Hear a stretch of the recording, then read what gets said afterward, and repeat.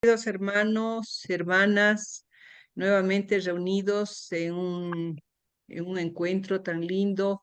Pues estamos reunidos en torno de Enrique, un querido hermano que realmente va haciendo mucho por la sociedad teosófica y que hoy tenemos la suerte de tenerlo como presidente de la Federación Teosófica Interamericana. Mil gracias, Enrique, por esta dedicación que nos entregas a todos los estudiantes de Teosofía.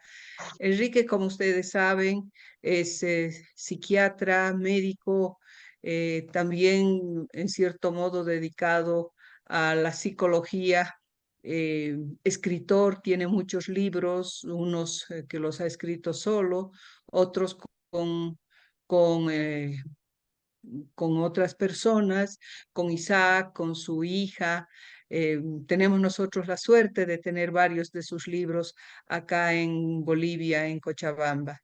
Él continúa con estas conferencias que viene dando sobre la historia de la magia, un tema muy interesante y bueno, que nos orienta, nos ayuda y nos aclara muchos conceptos, muchos criterios que tenemos sobre este punto. Gracias, Enrique, nuevamente, y gracias a todos los que están presentes.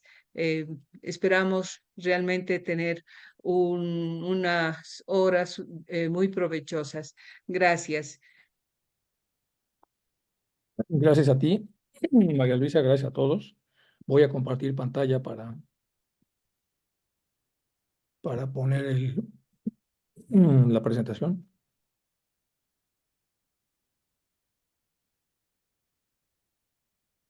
Bueno,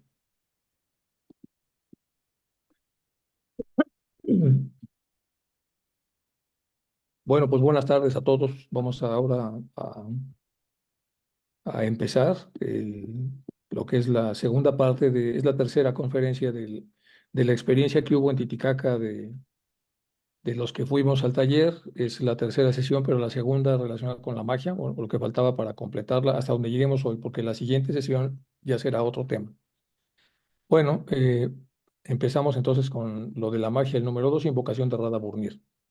Hay una beatitud y un poder más allá de nosotros mismos que viene en ayuda de aquellos que están preparados para recibirlo. Nos dirigimos con respetuosamente hacia aquella beatitud, aquellas grandes fuentes de las cuales emanan incesantemente la fortaleza y la inspiración, hacia todos los que estamos resueltos a abandonar el yo personal para desarrollarnos, aprender y compartir fraternalmente y sin reservas. Radha. Nos dirigimos con respeto a los grandes seres de luz infinita, las divinidades que ayudan a la humanidad, los amados Mahachohan, los maestros de sabiduría. Pedimos su auxilio para comprender lo oculto. Permítanos trazar un puente que nos bendiga y nos facilite la inspiración apropiada para entenderles. También nos dirigimos a nuestro interior, a nosotros mismos, nuestros yoes superiores. Queremos ser siempre como el estudiante fiel que nunca pone en duda a sus maestros, que los ama con devocional afecto, que siempre los admira y los respeta porque sabe que son el divino camino que a todos nos aguarda. Bueno, pues empezamos. Acuérdense que estas sesiones son para celebrar o recordar lo que fue la reunión que tuvimos en Titicaca. Este es un reporte de la BBC, muy interesante, donde se habla de un arrecife estratégico. Dice el equipo científico de buzos que estuvo allá en el lago Titicaca. Fue liderado por un señor que se llama Dallaire, investigación del Centro de Arqueología Marítima de Oxford, en la Universidad Libre de Bruselas también. Los arqueólogos usaron sonares y equipos submarinos de fotografía para escanear el sitio del hallazgo. Y eso fue alrededor del arrecife de Coa, donde estuvimos. Es una isla donde nos llevó José Luis. Dice en las cercanías de la orilla noroeste de la Isla del Sol, a una profundidad superior a 5 metros. Ahí está la foto de lo que fueron encontrando.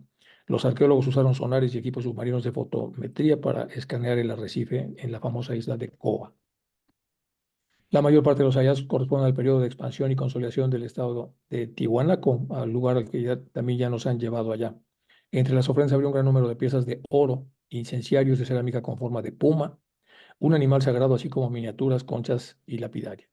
Señaló Capriles, que es un arqueólogo famoso allá en Bolivia. Destaca un medallón de oro con la representación iconográfica del personaje central, etc. Bueno, aquí están algunas de las cosas que encontraron en esa zona. Eso es lo que hay en el Titicaca, es nada más un approach. Y aquí algún poco de historia. Esa es una de las fotos que tomamos durante el taller. Se nos coló este participante, un participante canoso que está ahí. Lo más curioso es que estuviese dirigiendo los ojos a la cámara. El lago Titicaca era un valle fértil. Vamos a ver la leyenda. La leyenda en uso, hay varias leyendas, pero era un valle fértil donde vivían hombres felices. Era un paraíso protegidos por los apus, que eran los dioses de la montaña. Es decir, una comunidad humana protegida por sus dioses. Para poder disfrutar de este paraíso solo tenían una norma. No podían subir a la cima de la montaña donde ardía el fuego sagrado, es decir, donde estaban los dioses, los apus. Pero en esas tierras también habitaba el diablo, que no soportaba ver tanta felicidad y por esa razón incitó al hombre a hacer lo prohibido, es decir, subir a la cima de la montaña. Entonces, aquí aparece la prohibición y aquí aparece la tentación. En la tentación está vinculado el diablo y como está vinculado el diablo, después de la tentación tratan de subir a la montaña. Los sapos, al ver que los hombres estaban escalando la ladera, cosa que estaba prohibido, se enfurecieron tanto que soltaron a los pumas, devoraron a toda la población, menos a una pareja. Entonces, aquí hay una especie de diluvio y solamente se salva una pareja. Ante semejante matanza, el dios Sol lloró durante 40 días y 40 noches, creando de esta manera el lago. Quedó todo inundado y a consecuencia de eso los pumas se convirtieron en piedra, se petrificaron los pumas. Aquí viene el castigo de la plaga o de la plaga que terminó con la humanidad, de acuerdo a esta leyenda. De esto sale el nombre del lago, ya que Titi significa puma y Caca piedra, formando el nombre local del lago de los Pumas de Piedra. Bueno, es una introducción nada más, porque al final algo tenemos que hablar del Titicaca durante estas charlas. En ocultismo práctico de Blavatsky aparece esto y lo voy a repetir. El ocultismo no es magia, aclara Blavatsky. Es comparativamente fácil aprender trucos de hechicería. Es fácil comprenderlos. Y los métodos para utilizarlos, las sutiles pero todavía materiales fuerzas de la naturaleza física.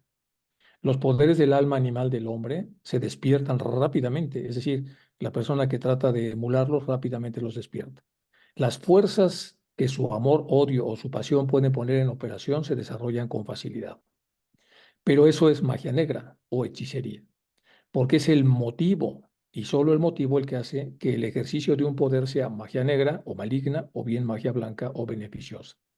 Es imposible utilizar fuerzas espirituales si en el operador queda la más leve huella de egoísmo, porque a menos que la intención sea absolutamente pura, a menos que la intención sea absolutamente pura, la voluntad espiritual se transmutará en psíquica, obrando ya en el plano astral con funestos resultados.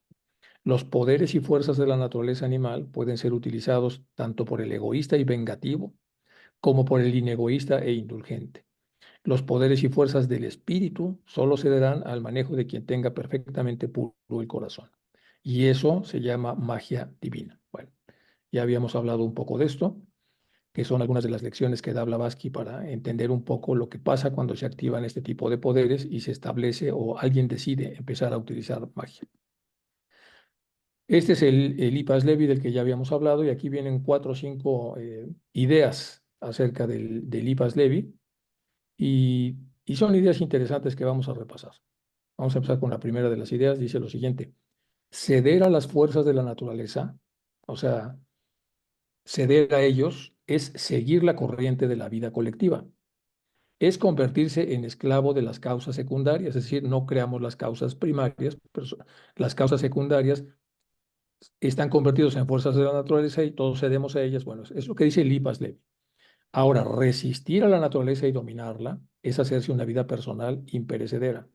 El franquear las vicisitudes de la vida y de la muerte. Bueno, ¿qué quiere decir esto? Quiere decir que lo que está diciendo aquí Eliphas Levi, por supuesto, él está defendiendo la tesis de que es provechoso usar la magia porque se va a poner como el granito de arena para que las cosas pasen de una manera diferente a como normalmente pasan. Pero ya vimos lo que dice Blavatsky, puede ser en el sentido positivo o en el sentido negativo. Segunda idea, todas las iniciaciones antiguas tenían por objeto encontrar o formar hombres de temple semejante. ¿Qué significa semejante? Pues los que pueden aportar, los que pueden hacer cambios importantes para transformar una colectividad, una sociedad. Pitágoras ejercitaba a sus discípulos en el silencio y en las abstinencias de todo género, y esa era la manera en donde él resistía las tendencias. Si la tendencia es hablar, entonces se hace una resistencia, que es callar. Entonces ejercitaba a los discípulos en el silencio y en las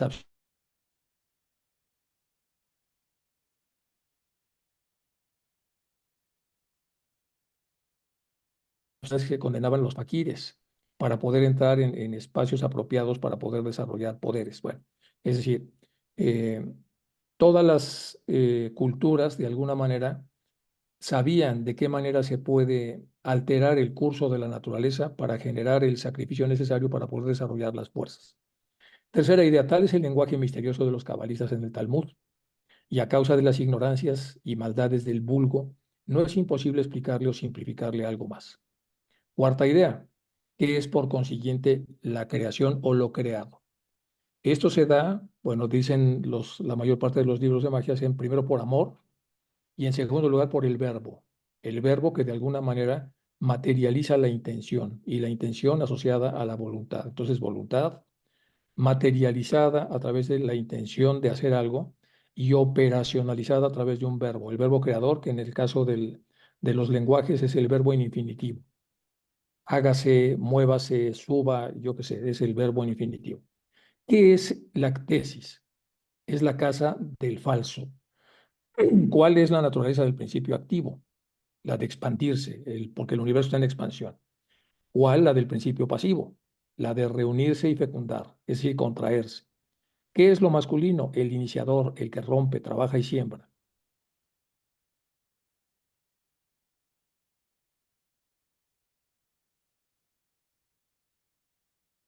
Femenino. El hombre Te destruye. congelas, ¿Eh? ¿Me te ves congelé? congelado un ratito, pero adelante, adelante. Déjame cerrar esto.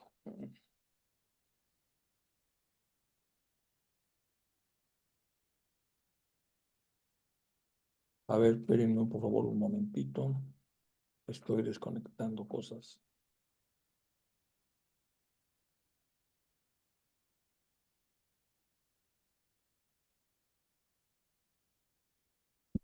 Repito, ¿qué es por consiguiente la creación? Es la casa del verbo creador, que se da en infinitivo. Bueno, ¿cuál es la naturaleza del principio activo? La de expandirse. ¿Cuál es la del principio pasivo? La de reunirse y fecundar. ¿Qué es lo masculino? El iniciador, el que rompe, trabaja y siembra. ¿Qué es lo femenino? La formadora, la que reúne, riega y cosecha. El hombre hace la guerra y la mujer procura la paz. El hombre destruye para crear, la mujer edifica para conservar. El hombre es la revolución, la mujer la conciliación. El hombre es el padre de Caín, la mujer es la madre de Abel.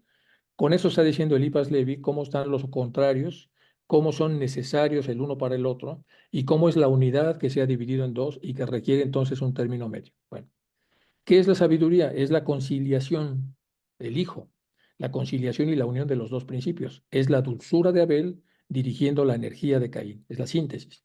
Es el hombre siguiendo las dulces inspiraciones de la mujer. Es el vicio vencido por el legítimo matrimonio. Es la energía revolucionaria dulcificada y domarla por las suavidades del orden y de la paz. Es el orgullo sometido al amor. Es la ciencia reconociendo las inspiraciones de la fe. Aquí se empieza a hablar entonces de la síntesis. La síntesis, la parte media, el término medio, el camino medio, lo que reúne los dos contrarios, los que los reconcilia, los que los sintetiza. Bueno, es lo que está haciendo Lipas Lev. Y con eso nos está hablando entonces de cómo es la realidad sobre la cual la magia va a trabajar. Este es uno de los libros de la magia, basado en la tabla esmeraldina, el formulario de la alta magia, y entonces vienen algunas ideas que quiero repasar con ustedes. Bueno, ¿qué es la magia? Y aquí nos hace un recorrido histórico. Dice, en la Edad Media, dice el ilustre Bertolt, se veía uno acusado de magia cuando le quedaba establecido que se había esforzado a sabiendas por medios diabólicos de alcanzar alguna cosa. Entonces, en la Edad Media era una persona que para alcanzar cosas recurría a la brujería, cosas que no podía alcanzar por sí mismo. Entonces, se definía el uso de caminos incorrectos para llegar a lugares en donde uno no tenía posibilidades de llegar por diferentes circunstancias, como que se había hecho la trampa a la que se llamaba brujería. En el siglo XX puedo verse un acusado todavía de magia cuando queda establecido que se esfuerza por medios pretendidamente sobrenaturales para llegar a la obtención de resultados declarados imposibles de lograr por cualquier otra vía. Es decir, cuando una persona uno no puede entender cómo pudo llegar a donde llegó, y sin embargo llegó, entonces es acusado de que puede haber hecho alguna cosa rara. Siguiente párrafo. La cuestión, a pesar de los valerosos sabios que han osado protestar de tales acusaciones, no ha dado un solo paso hacia adelante. Durante la Edad Media se quemaba vivos a los magos. En el siglo XX se les cubre de ridículo. Lo que es todavía peor, porque el ridículo jamás ha creado mártires. Es decir, cuando se establecía la magia en la Edad Media, pues se les quemaba, son mártires. Y en la actualidad llegan, por lo menos ante la ciencia, al ridículo. La ciencia moderna, en su horror a lo sobrenatural, horror legítimo que parece en el último término, haber sido en todo momento la característica de la ciencia verdadera, según los científicos, rechaza implacablemente toda tentativa que parezca realizada siguiendo principios ignorados por sus dogmas establecidos. Es decir, todo lo que se usa para corroborar o para hacer cosas que no sigan los lineamientos que la ciencia considera como científicos, automáticamente entra o en superstición o en brujería.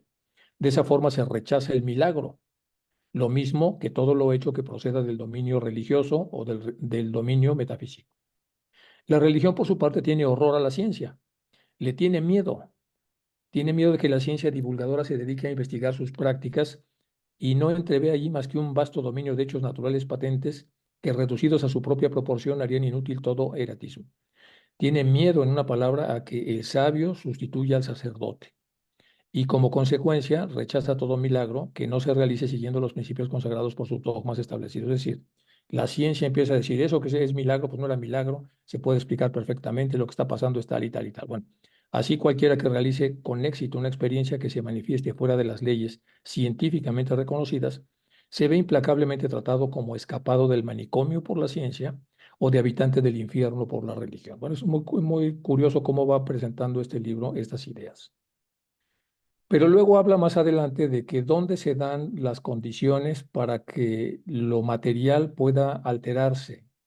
Y entonces, bueno, nos da primero que nada un repaso de lo que sabemos en teosofía, de lo que son los sólidos, que se dividen en los sólidos muy densos, los medianamente densos y los menos densos, los líquidos, que tienen un comportamiento similar, donde la densidad atómica es mucho menor.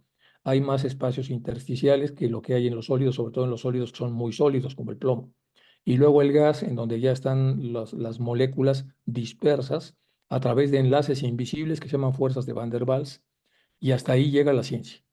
Y después de la parte gaseosa ya entramos en la parte etérica, que tiene 4 niveles, y en la parte etérica vemos una mucho mayor dispersión y encima vemos ciertas características que dentro de un momento vamos a explicar.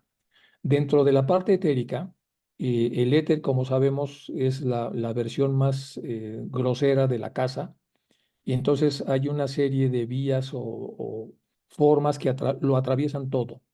Como toda la materia, incluso la más densa, es hasta cierto punto permeable a las energías sutiles, estas energías les llaman en este libro fluidos vitales. Los fluidos vitales son como canales que existen a lo largo de toda la creación, de toda la manifestación, y que pueden atravesar las veces que quieran todo tipo de formación sólida, incluso la formación sólida más sólida, es decir, la que tiene mayor densidad atómica, por explicarlo de alguna manera, como lo está diciendo este libro.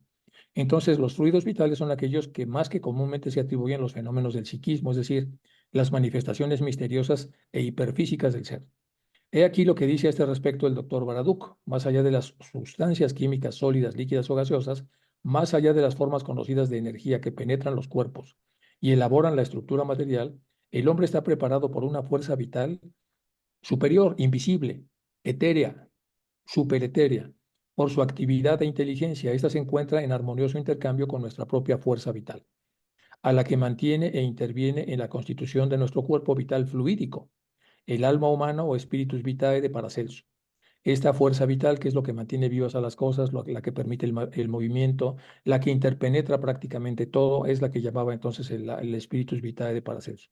Y es lo que la homeopatía utiliza también, y es la homeopatía supone que lo que hace es estimular esta fuerza vital para que la fuerza vital, una vez estimulada, modifique la parte densa. Es decir, como todo esto está interconectado a través de estos fluidos vitales, lo que se altera en las porciones más sutiles, estaríamos los 4 niveles etéricos, cuando se trabaja ahí, en la parte astral, entonces baja hacia la parte sólida, que es donde está la enfermedad, y la modifica.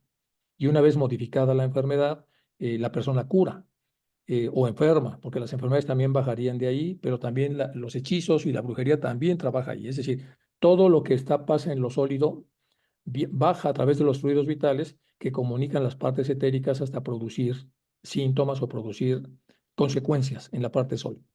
Eso dice Paracelso.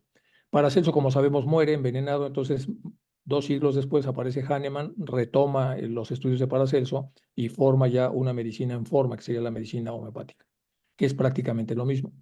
Por su contacto íntimo con el espíritu y la materia, por el predominio de carácter psíquico o físico, que es el resultado y que constituye el temperamento vital o la personalidad de cada uno. Es lo que está diciendo este libro. En el conjunto de las fuerzas que nos rodean, las hay las que son de características netamente inferiores, fuerzas inferiores, brutales, definidas en un estado libre, una de ellas actividades de adaptación y otras más o menos adaptadas, es decir, más o menos inteligentes. Y así se llega hasta las inteligencias superiores que forman seres verdaderamente aparte. En cuanto a los fluidos esenciales, mejor sería llamarlos cósmicos. Pertenecen a un orden más elevado. La magia es la única que ha tenido la osadía de ocuparse de ellos. Cooperan con la dirección general del universo, es decir, ellos cooperan con las de orden más elevado, que son los fluidos esenciales o cósmicos. Entonces, aquí nos está diferenciando, por lo menos este libro, lo que serían estos fluidos o canales. Más adelante va a decir cómo se invocan, cómo se trabajan, qué pasa con ellos, etcétera, y quién puede hacerlo y quién no. Pero es preciso, seguimos ya aquí, es preciso ponerse en guardia en cuanto a los nombres porque estos fluidos se designaban en la antigüedad, pues varían según la forma adoptada por cada pueblo, para presentar los elementos de una teoría reservada a un limitadísimo número de iniciados. Y según esta consideración, había una permanencia en estos grupos que era totalmente secreta. La alta magia estudia estas fuerzas poco conocidas pero naturales, que pueden utilizarse de 4 formas, que es el hombre actuando sobre sí mismo, trabajando sobre estas fuerzas. Aquí viene un poco de lo que tiene más masa tiene menos espíritu, lo que tiene más espíritu tiene menos masa, que es lo que se va haciendo más etéreo en los 4 niveles: astral, ya sabemos el nivel mental, luego el causal, y etcétera. O sea, hacia arriba cada vez hay, todo es más sutil y por lo tanto es como más fácil entender cómo se interpenetra. Entonces, primero es el hombre actuando sobre sí mismo, luego el hombre actuando sobre el mundo exterior, sería la segunda posibilidad. La tercera son los fluidos actuando en el astro, que es la Tierra, y luego los fluidos actuando fuera del astro, es decir, el sistema solar. Por lo menos así lo plantea este libro. Las 2 primeras modalidades se refieren a los fluidos de que dispone un hombre, y las 2 últimas los fluidos existentes en la naturaleza. Entonces tenemos el hombre sobre sí mismo y sobre el mundo exterior, en pequeño, y luego las fuerzas que existen en la naturaleza, de acuerdo a lo que sería la parte terrestre o el sistema solar. De ahí, siguiendo las concepciones antiguas, se desprenden la existencia de 2 clases de magia: la magia microcósmica, la del hombre sobre sí mismo y sobre el exterior, y la magia macrocósmica, es decir, la de nuestro planeta Tierra y el sistema solar. Pero cada una de esas 4 formas puede ejercitarse de 2 modos. Se puede hacer de modo personal o de modo ceremonial. Es decir, se puede hacer de una manera personal o de una manera ceremonial. Es lo que va explicando esta obra. Vamos a explicarlo de alguna otra manera. Aquí tenemos el pensamiento divino, que es hiperetéreo, está en un proceso muy elevado. Probablemente el pensamiento divino baja, a lo primero que baja a través del verbo, a través de la intención, a través del amor. Entonces produce una idea arquetípica, que es la idea perfecta vista de abajo hacia arriba. Ya tiene cierta imperfección, es lo más cercano al pensamiento divino y es el arquetipo. Y aquí pues puse el grado de dispersión, que más podía yo poner que se vieran puntitos, porque si no ya no se vería ningún puntito. Entonces, probablemente la idea arquetípica de todas las formas, y aquí el ejemplo es una semilla. En nivel 2, la idea arquetípica se envuelve en la masa que dará forma a la forma, es decir, la semilla empieza a moverse y empiezan a pasar cosas, es decir, se rodea de masa, de materia, de átomos, y estos empiezan a transformar a la semilla y la semilla de ella empieza a brotar algo. En el nivel 3 hay un dinamismo de crecimiento para madurar la forma, y ya está saliendo aquí un tallo. Luego sigue en el nivel 4, madura la forma, ya tenemos aquí una flor. Y luego en el nivel 4, la madurez de la forma, empieza su decaimiento, la decadencia de la forma, y empieza a marchitarse la flor. Y finalmente queda todo listo para que una nueva semilla vuelva otra vez a funcionar. Bueno, en este ciclo donde pasan cosas está la idea arquetípica y están una serie de instrucciones a través de estos fluidos vitales, de acuerdo a este libro, que son los que van pasando la información a la semilla para que la semilla, a través de un libro que tiene ahí, un libro genético, vaya activándolo y según vayan pasando ciertas cosas, se vaya produciendo lo que debe producirse a partir de la semilla, que es la flor. Y todo eso es invisible. Lo que sí vemos que se hace visible son los cambios, pero lo que no sabemos es cuáles son estos fluidos ¿Y cuáles son estas instrucciones? Ahora ya lo sabemos más en la ciencia a través de la genética, pero todavía estamos como incompletos. Entonces son las etapas de crecimiento visible de una flor hasta la decrepitud, que es lo que habíamos visto hace un momento, y luego la ayuda invisible, la calidad del agua, la cantidad del agua, el aire, la calidad y cantidad, la energía que proviene del sol, y que a través de la fotosíntesis le da más o menos la gasolina para que esto pueda funcionar. Si yo sé los efectos de los factores invisibles, pero deducibles, si quiero que no crezca, restrinjo el agua. Si los demás que viven conmigo no saben qué hice, para ellos es magia, porque ahora la flor no brota. Si quiero que crezca mucho, aplico los factores de gran calidad en cantidades óptimas, es decir, cuido mucho el aire, el agua y la energía y crece mucho, y para los que no lo ven, otra vez estoy haciendo magia. Para el que no sabe lo que está pasando, el que hizo lo que hizo, que decrecieran o crecieran, es un mago. Hay una historia de Tales de Mileto que estaba harto de que todo el mundo lo criticaba porque le decían que para qué servía que estuviera pensando todo el tiempo. Y él, leyendo los astros y leyendo lo mucho que sabía de astronomía y astrología, dedujo, o más bien llegó a la conclusión de que iba a venir un año con una cosecha impresionante de aceitunas. Entonces alquiló todos los hilos, cuando pensaba que era una torpeza que alquilara tantos, y efectivamente hubo una cosecha muy abundante, trajo todas las aceitunas, las acaparó de alguna manera, las vendió lo que quiso, sacó mucho dinero, luego repartió el dinero, pero le cayó la boca a todos al decirle que si él quisiera, claro que podía utilizar ese conocimiento para cosas útiles o egoístas para él, pero no era lo que él estaba buscando. Estamos hablando de Tales de Mileto, el que se cayó en el pozo, ¿se acuerdan ustedes que era el gran investigador de todo lo que es la filosofía presocrática? Bueno, pues con eso estamos viendo entonces que hay cosas invisibles que normalmente asociamos a la magia, y luego hay cosas visibles, que son las que todos más o menos podemos ver. Pero ahora vamos a hablar un poco de la invisibilidad egoísta y sus consecuencias. Esto ya lo di cuando estaba yo dando lo de mal, pero quiero ponerlo acá porque tiene mucho que ver con este tema. Entonces, ¿quiere desnudar sus intenciones para conocerse mejor? Pregunta, ¿qué sería usted capaz de hacer si consiguiera hacerse invisible? Es decir, si consiguiera hacerse invisible, ¿seríamos igual que cuando somos visibles? Depende de si es altruista o egoísta. La persona egoísta y manipuladora, sabiendo que en el plano físico nadie lo ve y sabiendo que ha adquirido conocimiento, práctica y poder que le ha brindado el ocultismo, con ese poder hace daño, somete voluntades, explota beneficios de otros para su beneficio personal, manipula y juega con sus víctimas. Los lleva como si fueran aquí, ya vieron ustedes, como muñecos a través de hilos. O sea, ellos les dice qué hacer, que no sé, es invisible, llega en las noches al astral, susurra en sus oídos, les da indicaciones. Bueno, eso hace el egoísta. El altruista es diferente, ayuda, entra al astral para entender, para investigar, para mejorar, para servir, para ayudar. Y cuando ve que hay cosas que no funcionan bien, pues toma nota para poder ayudar a las personas que van mal, que van erradas, o los problemas que están a punto de ocurrir o lo que fuere. Entonces, al final de cuentas, si uno está oculto y nadie lo ve y es altruista, va a hacer mucho bien, y si es egoísta, pues va a hacer mucho mal.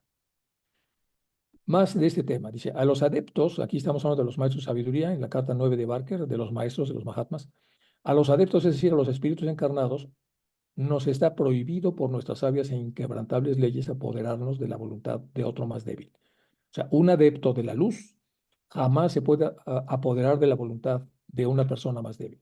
La voluntad de un hombre que ha nacido libre, no pueden entrar ahí.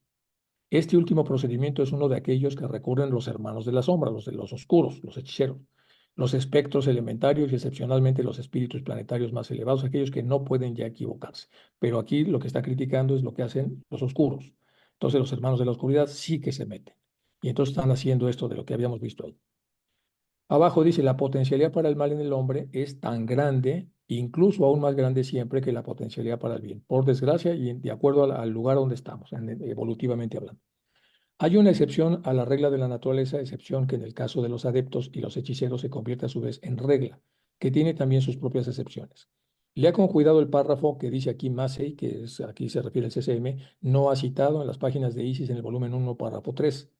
Una vez más ella, Blavatsky, omite decir claramente que en el caso de aniquilados súbitamente como egos humanos, en el caso aniquilados súbitamente como egos humanos y como personalidades, perdurando en aquel mundo de pura materia bajo diversas formas materiales durante un espacio de tiempo inconcebiblemente largo, antes de que puedan volver a la materia primitiva, mencionado se refiere solo a aquellos poderosos hechiceros cuya coparticipación con la naturaleza para el mal les proporciona los medios para obligarla a revelar sus planos prematuramente. Lo que está diciendo es, al final de cuentas, ¿qué es lo que pasa con los hechiceros? Los hechiceros son borrados del libro de la vida, los llevan al lado oscuro de la luna, los reciclan en Saturno. Bueno, hay un montón de rutas a través de las cuales sabemos que al final nunca van a terminar bien. Pero mientras eso sucede, pues el daño que hacen es monumental. Entonces, eso es más o menos lo que está aquí resumido para que ustedes lo lean en las logias con cuidado. Ese es en la carta 20, ahí donde el maestro de sabiduría está explicándolo. Entonces, otros participan con la naturaleza y tienen medios para obligarla a revelar los planos prematuramente y de ese modo proporcionarles a ellos también una inmortalidad paniónica. ¿Qué quiere decir paniónica? Durante todos los eones, pero eso es porque de alguna manera han amenazado con revelar cosas. Bueno, hay una serie de ardides que pueden tomar sobre todo los hechiceros más desarrollados, pero al final de cuentas todos, tarde o temprano, van a regresar o van a ser, van a, van a van a purgar por las situaciones negativas en las que se han visto involucrados.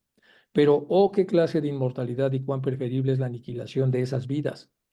¿No advierte usted que todo lo que encuentra en Isis está delineado, apenas bosquejado, cuando se habla del castigo para los oscuros, de que nada está terminado ni totalmente revelado, falta mucho por revelar? Bien, ha llegado el momento, pero ¿dónde están los obreros para una tarea tan tremenda? Bueno, es lo que dice el maestro en la carta 20, es sobre lo mismo que estamos viendo.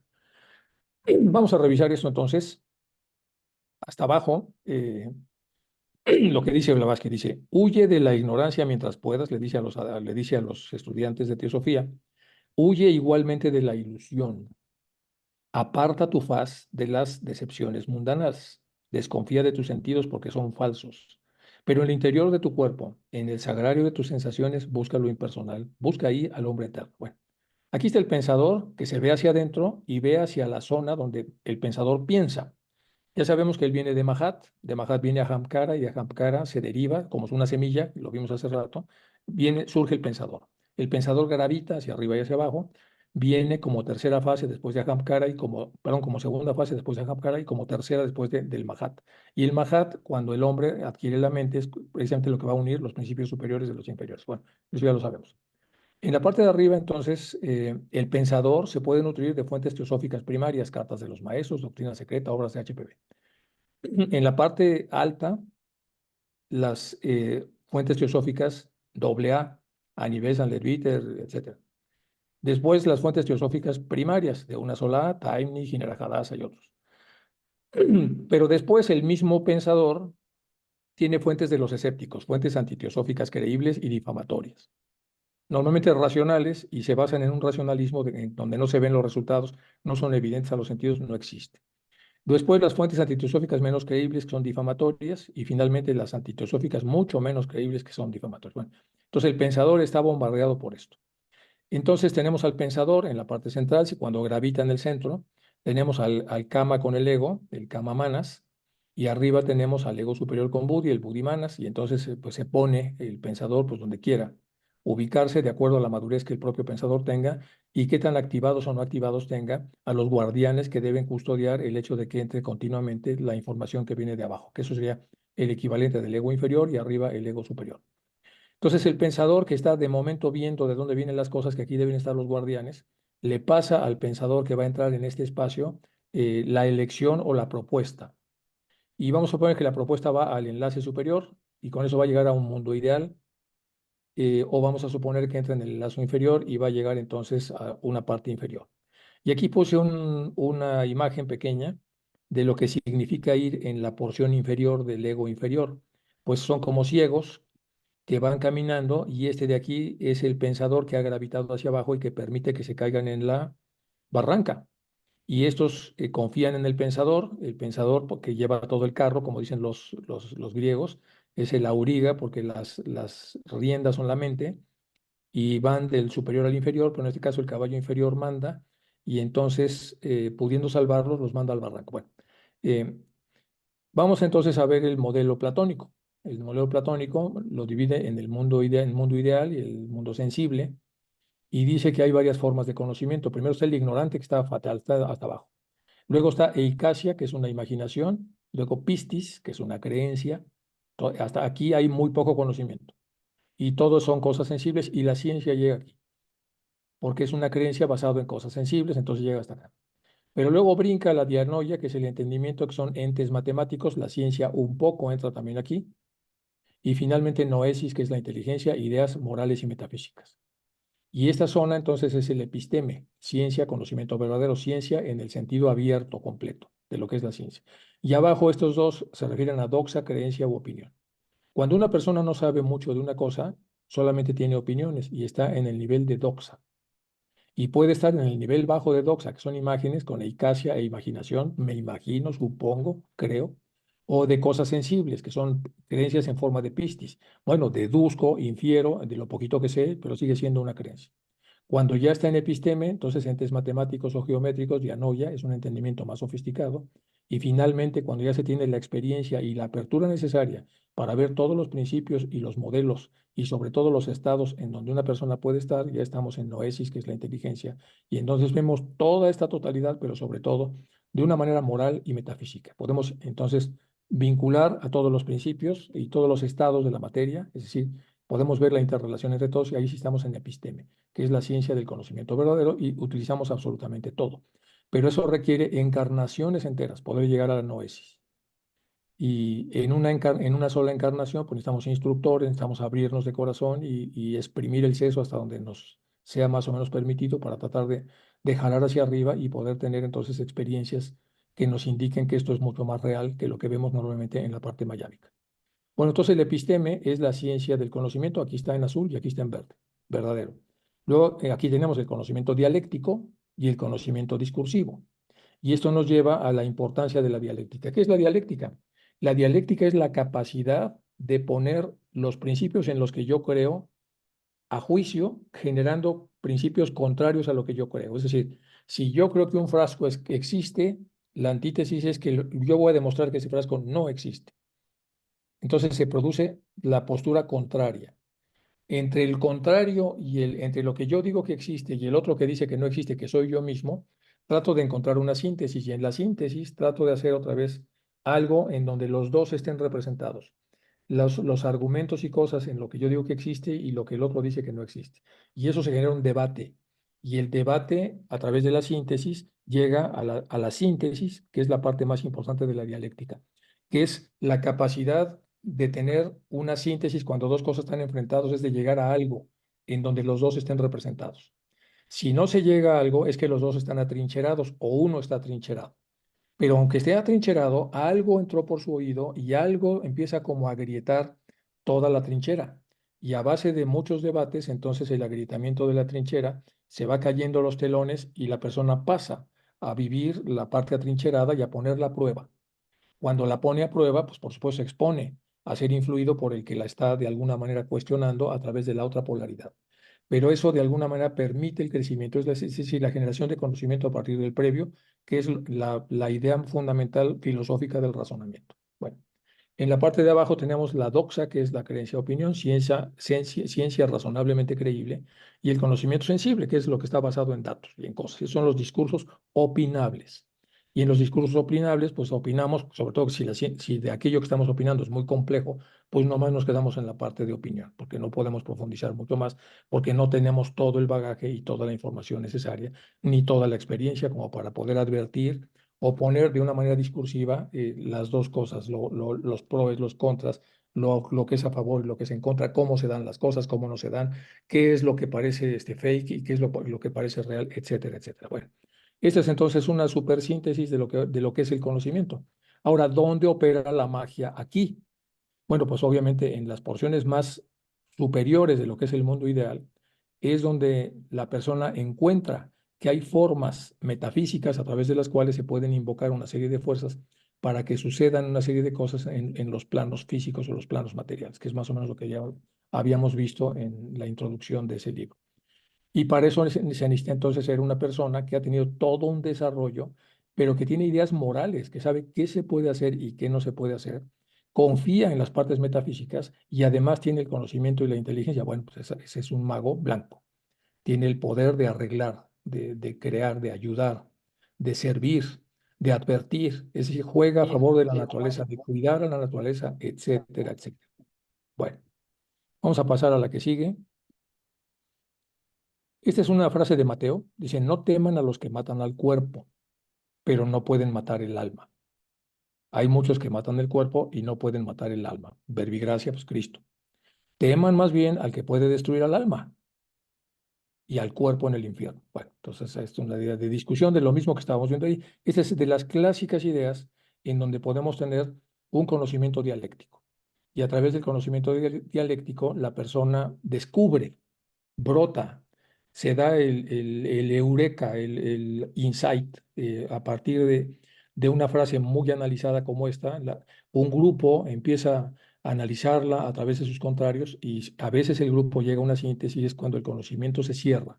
Y cuando se cierra es cuando lo que parecía una magia porque no teníamos idea, ahora se ve como una ciencia natural perfectamente normal, que es perfectamente descrita y entendemos cómo es que pasa lo que pasa. Vamos a entrar ahora con el IPAS DEBI y relacionado con unos temas asociados a simbolismos, mente y decisiones. Otra vez el pensador, la esencia, la máscara, lo bueno dentro de lo malo como el yin yang, y aquí lo bueno dentro de lo malo dentro de lo bueno, expectativas y respeto, aceptación incondicional, condicional, alta, media, bueno. Lo real, lo imaginario y lo simbólico es de Jacques Lacan, el psicoanalista que yo más admiro, y entonces él pone 3 registros, lo real, lo imaginario y lo simbólico.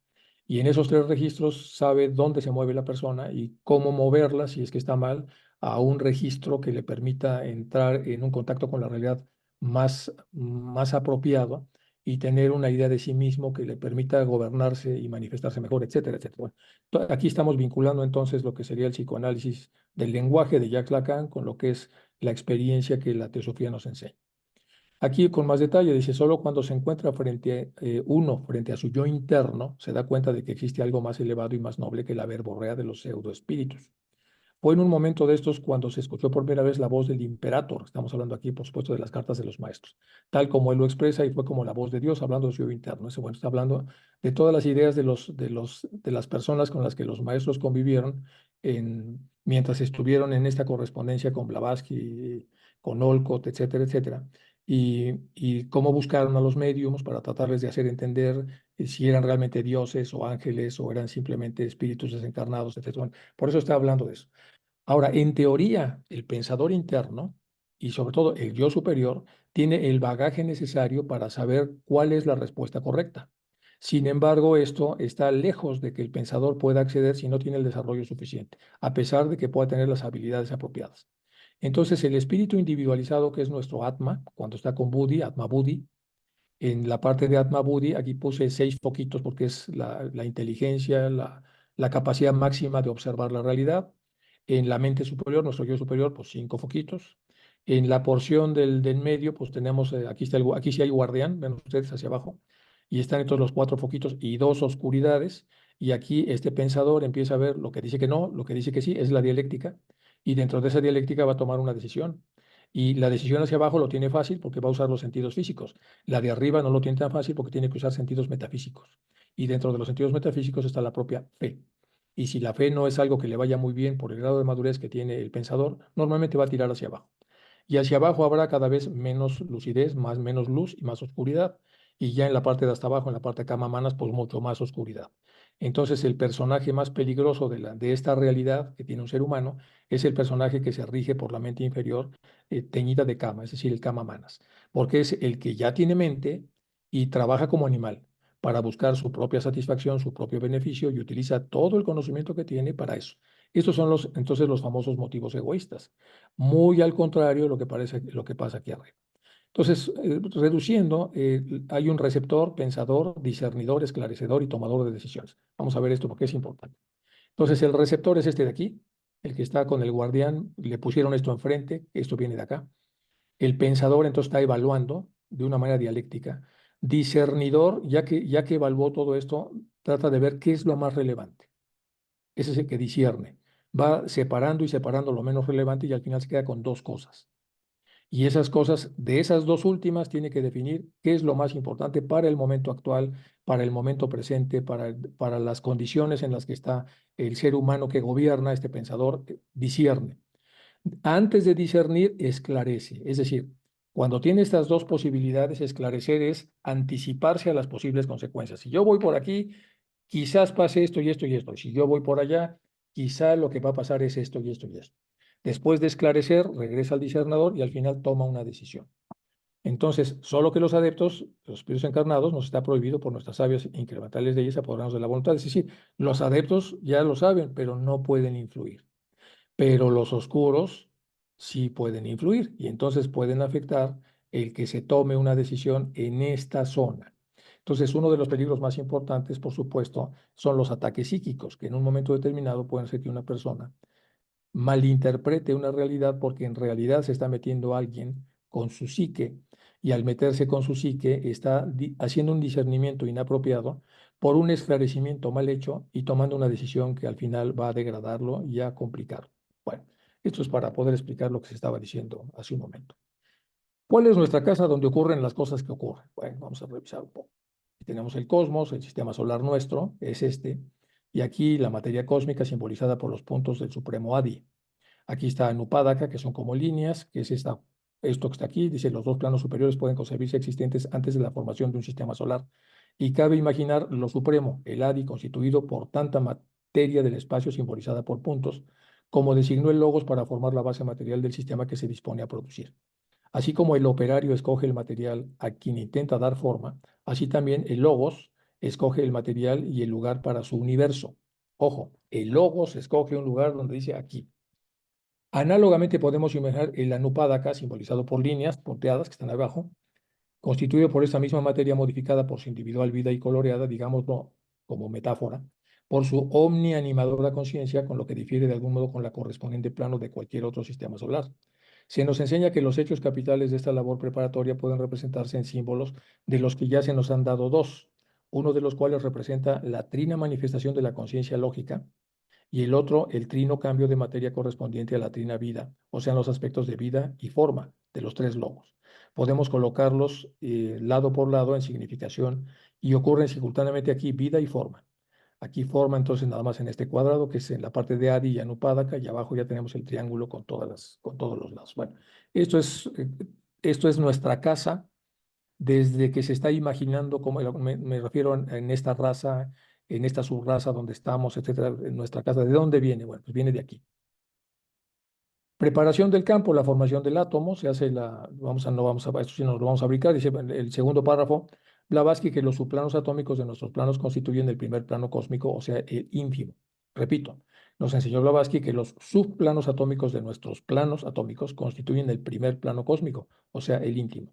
Si consideramos los átomos de este plano cósmico simbolizados por una nota musical, los átomos formados por el tercer logo podrían simbolizarse por los tonos menores de dicha nota. Lo que parece claro es que están estrechamente relacionados con sus correspondientes átomos del espacio, aunque no idénticos a ellos en su forma. Voy a ir más rápido acá porque no vamos a llegar a la parte de magia. Lo que sí quiero ver es esto. Cuando el logo solar inicia su actividad creadora como resultado de su karma personal, el logo solar, y fija su atención en alguna parte del universo, la que sea, en donde tiene que encarnar para dar forma a su universo, crea un centro magnético que va a ser el núcleo del círculo. Aquí está. El logo solar hace un núcleo magnético, con su propia línea no se pasa de ese centro magnético, entonces de su universo y su área de manifestación. Entonces hay primero una línea no se pasa del logo solar, que es una línea magnética, y una segunda línea no se pasa, donde se dice que en ese espacio es donde va ese sistema solar a nacer y a desarrollarse. Abajo del sistema solar o afuera tenemos al cosmos con K, ya sabemos que es el cosmos que está más allá del sistema solar, y el sistema solar naciente aquí es el cosmos con C. Entonces, este es el plano de manifestación del sistema solar cuando nace a través de este logo solar y formando apenas las líneas. Estos son los átomos del cosmos. Aquí lo que hace el logo solar es que atrae de los átomos del cosmos átomos que vienen de allá, pero que una vez que han entrado a este espacio, ya son átomos de este sistema solar, diferentes, semejantes, por supuesto, a los átomos del cosmos, pero ya tienen un sistema de diferenciación en donde se reconocen esos átomos como que pertenecen a este sistema. Bueno, es lo que nos enseña Nivesan. La fuera de los límites del universo, entonces las tres cualidades de inercia, movilidad y ritmo se equilibran recíprocamente, podemos considerarlas como un círculo en reposo. Algunos libros antiguos dicen que la totalidad de esta materia es inerte en tal estado y también se llama virgen. De todo esto a lo que quiero llegar son las etapas de formación del átomo, tiene tres etapas, más hasta abajo. En la primera se fija el límite en el que vibrará la animante vida del logos en el átomo. O sea, ¿de qué manera el logos va a vibrar en ese átomo? Pues depende de la cantidad de densidad que el propio átomo tenga. Y cuando estamos en el átomo 1, en el átomo 1, que tiene aquí mucho que ver con los chakras, entonces hay tanta densidad que la vibración es pesada y lenta. Y conforme va subiendo a los chakras más elevados, entonces aquí la movilidad y la vibración es enorme. Esta delimitación de longitud de onda vibratoria, ya saben que la longitud de onda es la cantidad de vibraciones por segundo, entonces cuando la longitud de onda es muy corta y hay una gran vibración, se denomina técnicamente la divina medida. Entonces, tenemos aquí varias formas de vibración en cada ser humano y hay algunas formas de vibración en donde la divina medida es enorme y otras donde es muy tosuda, muy lenta, etcétera, y normalmente asociada, por supuesto, a los chakras de más abajo y la mayor vibración a los de más arriba. Pero con el sistema recién creado pasa lo mismo. Estamos hablando de la casa.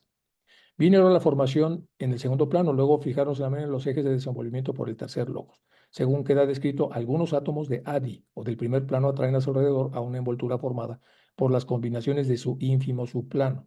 De modo que el espíritu con su primaria envoltura de materia cósmica o mula prakriti, es decir, el átomo del primer plano constituye ahora el átomo del segundo plano, que anima la nueva envoltura formada por el íntimo grado de sus propias combinaciones.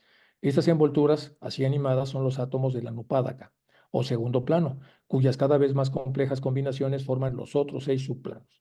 Aquí tenemos los átomos del cosmos con K, ya se metieron aquí. Aquí tenemos la envoltura de la materia madre. Aquí tenemos entonces el átomo del primer plano padre, y aquí el átomo del segundo plano, que es más denso, conforme más se aleja hacia la línea no se pasa, que delimita todo el diámetro que va a tener entonces el nuevo universo, el nuevo microcosmos, que en este caso es el sistema solar. Ese es el sistema solar naciente, es el círculo, no se pasa del centro magnético del núcleo, y aquí están entonces cómo los átomos empiezan a dispersarse en todo lo que va a ser el nuevo sistema solar. Esa es nuestra casa. De análoga suerte, algunos átomos del plano Nupádaka se revisten de las envolturas formadas por las combinaciones de su ínfimo subplano, es decir, la parte más densa de ese mismo plano, y constituyen los átomos átmicos. Es decir, lo más denso de la Nupádaka es lo más sutil del Atma, que ya es el espíritu individualizado. Vemos, por lo tanto, que el espíritu tiene ya dos envolturas dentro de su atómica pared de combinaciones del ínfimo subplano de Nupádaka. Primero, el Adi se fue hacia la parte de la envoltura eh, de las partes más ínfimas, con lo cual roza al Nupádaka, y ahora la Nupádaka en la parte más baja roza a lo que para nosotros es lo más útil que tenemos, que es el espíritu individualizado, que es una parte del rayo del absoluto, pero que por supuesto ya tiene mucho que ver con la parte más ínfima de los estados superiores. Entonces, el Anupadaka produce ya, de alguna manera, el espíritu primordial o vida con sus dos envolturas del espíritu del plano átmico, cuya materia es entre la tercera envoltura anupádica. Entonces, aquí tenemos el átomo primario, la materia, el átomo secundario, la materia, después el terciario y la decodificación progresiva, y así es como se van haciendo cada vez más densos los átomos. Y después va a haber una mayor densidad por la forma en la que están formados y agrupados los propios átomos. Bueno, esa es nuestra casa. ¿Qué es entonces nuestra casa? Pues nuestra casa es un sistema solar formado de esa manera que ya vimos la divina medida de los átomos que tienen formas de vibración diferentes de acuerdo a lo que vayan a simbolizar, que pueden estar algunos dormidos o activos en función de una vez que tenemos mente los seres humanos y podemos concebir ya lo que nuestra casa es. Y en esa casa van a pasar muchas cosas, en la casa que es nuestro cuerpo y nuestro planeta y nuestro sistema solar, pues van a pasar muchas cosas. Y en la medida en la que podamos saber qué cosas pasan ahí y cómo se hacen las cosas que allí pasan, es como podemos agregar los conocimientos que otorga la ciencia, que va muy lento, pero sobre todo los conocimientos que otorga el ocultismo y dentro de estos, por supuesto, los de la magia. Bueno, ahora vamos con la semántica muy rápido, porque aquí lo que vamos a hacer es un poco de interpretación. Yo creo que esto me lo voy a brincar, porque es como más obvio toda la parte de las nomenclaturas de lo que es la simbolización para que podamos entrar ya al simbolismo y magia. Bueno, pues aquí están los primeros simbolismos y regresamos otra vez a Eliphas Levi y algunos otros. Dice, la mujer que aplasta la cabeza de la serpiente. La serpiente representa el mal y la mujer que está aplastando la cabeza representa el bien. Y en esta pintura pues, se representa a la Virgen María. María es la mujer del libro del Génesis que aplasta la cabeza del mal representada por la serpiente. Desde el libro del Génesis, la idea sigue siendo que alguien debe aplastar la cabeza del mal, en este caso alegóricamente representado por la frase Satanás, que también ya sabemos que hay todo un tema ahí, pero así es como viene reportado lo que estoy aquí leyendo. Pondré odio entre tú y la mujer, dice el creador a la serpiente, personificada como una figura de Satanás, entre tu descendencia y la de ella. Te hará daño en la cabeza y tú te lastimarás el talón. Génesis 3:15. En el libro del Apocalipsis se narra la gran batalla entre el dragón y la mujer que pretende salvar y cuidar la casa, que ya lo vimos antes. Y el gran dragón fue precipitado. La serpiente antigua, llamada el diablo y Satanás, que engaña al mundo entero, fue precipitada en la tierra y sus ángeles fueron arrojados con él. Bueno, Apocalipsis, ok. Esto es entonces para que veamos cómo en la Biblia de alguna manera se empiezan alegóricamente a representar estas cosas, la lucha del bien y el mal y el poder que tiene el bien sobre el mal, la astucia que requiere, porque al final, aunque sea un engañador el mal, al final termina aplastado. Después hubo una gran batalla en el cielo. El arcángel Miguel y sus ángeles luchaban contra el dragón y luchaban el dragón y sus ángeles, pero no prevalecieron ni se halló ya lugar para ellos en el cielo una vez terminada la lucha. Y fue lanzado fuera del gran dragón la serpiente antigua que se llama Diablo y Satanás, el cual engaña al mundo entero. Fue arrojado a la tierra y sus ángeles fueron arrojados con él. Bueno, Apocalipsis 12, 7, 10. Todo un tema que revisa mucho Blavatsky, porque se va mucho con los ángeles caídos, es muy explicado, pero vamos a ver cómo estos son niveles de conocimiento. Cómo lo ve el vulgo relacionado con el conocimiento bíblico, cómo lo vemos los teósofos relacionados con el conocimiento teosófico, y cómo un mismo conocimiento tiene diferentes grados para observarse como si fueran los chakras, es decir, tiene diferente velocidad de vibración en un sentido y una menor vibración en otro sentido. Factores invisibles pero enseñables. El Sol, que la antigua magia ha mirado siempre como fijo, no podía ser más que un planeta para el vulgo. Así, represente en la semana el día de reposo que llamamos, sin que se sepa por qué el domingo y por qué los antiguos denominaban el día del sol. Los 7 planetas mágicos corresponden a los 7 colores del prisma y a las 7 notas de la octava musical. Representan asimismo las 7 virtudes y por oposición los 7 vicios de la moral cristiana, o sea, 7, 7, 7. El carácter septenario del universo y del sistema solar. Entonces, los planetas sagrados, bueno, los 7 sacramentos se refieren también a este gran septenario universal. Y aquí vemos cómo algunos simbolistas, por eso esta parte de simbolismo, van utilizando esto de acuerdo al área donde cada quien se ubica. Y esto es dentro de los místicos cristianos. Entonces, el bautismo que consagra el elemento del agua se refiere a la luna. La penitencia rigurosa es que por los auspicios de Samael, el ángel es el ángel de Marte. La confirmación que da el espíritu de su inteligencia, que comunica al verdadero creyente el don de las lenguas, está bajo los auspicios de Rafael, el ángel de Mercurio. La Eucaristía sustituye la realización sacramental de Dios hecho hombre por el imperio de Júpiter. El matrimonio está consagrado por el ángel de la extrema unción, que es la salvaguardia de los enfermos, prontos a caer bajo la faz de Saturno. Y el orden que consagra el sacerdocio de luz es el que está más especialmente marcado con los caracteres del sol. Y ahí tenemos entonces, de acuerdo a esta simbología, lo que la simbología ha dividido en este septenario. Casi todas estas analogías han sido advertidas por el sabio Dupuis, que bueno, ahí son sabios de la época del siglo. Bueno, estos son incluso anteriores, del siglo XVII, quien llegó a la conclusión de la falsedad de todas las religiones en lugar de reconocer la santidad y perpetuidad de un dogma único, siempre reproducido en el simbolismo universal de las formas religiosas sucesivas, es decir, de donde parten todas las formas simbólicas. No comprendió la revelación permanente transmitida al genio humano por las armonías de la naturaleza y tampoco vio más que una serie de errores en esa cadena de imágenes. ¿Qué está diciendo acá el Lipas Devi? Que cuando uno que no está muy desarrollado y intenta explicar algo que es muy complejo, pues llega a donde puede llegar, lo que se llama complejo de Peter, que es como el nivel de incompetencia. El nivel de incompetencia es hasta dónde llega el seso de uno para poder entender y sobre todo la mente de uno, la parte interna, para poder comprender una realidad compleja.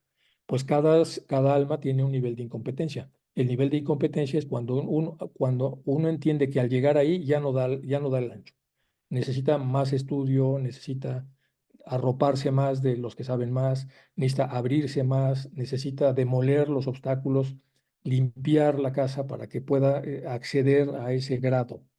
Y eso es todo un trabajo. Mientras más se avanza en ocultismo, pues más hay que limpiar, más hay que arreglar para poder entender lo que están tratando de mostrarnos en ese nivel, porque si uno trae los atavismos del pasado, pues no llega. Y ese es el ejemplo de Dupuis.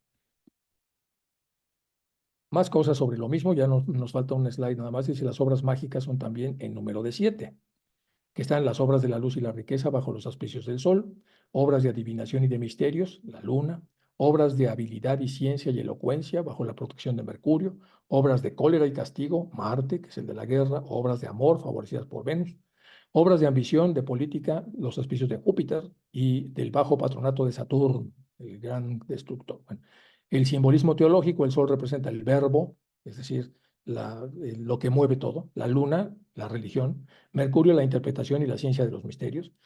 Marte, la justicia divina. Venus, la misericordia y el amor. Júpiter, el Salvador resucitado y glorioso. Saturno, el Dios Padre, Jehová, el Jehová de Moisés. En el cuerpo humano, el sol es análogo al corazón. Esta parte es importante. En el cuerpo humano, el sol es análogo del corazón. Y el sol es el verbo, la verdad es la parte más importante del sistema solar. El sol está en el corazón metafísico, por supuesto, no el corazón físico. La luna, el cerebro. Júpiter, la mano derecha. Saturno, la mano izquierda. Marte, el pie izquierdo. Venus, el pie derecho. Mercurio, las partes sexuales, lo que hace representar a veces al genio de este planeta bajo una figura andrógina. Bueno, esta es otra vez la representación septenaria de un montón de elementos.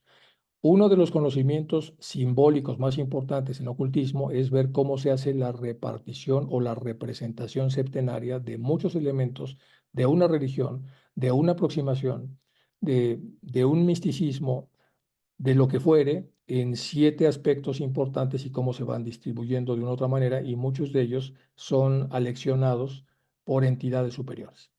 Y la definición de entidad ya me la pasé, pero de entidades superiores me refiero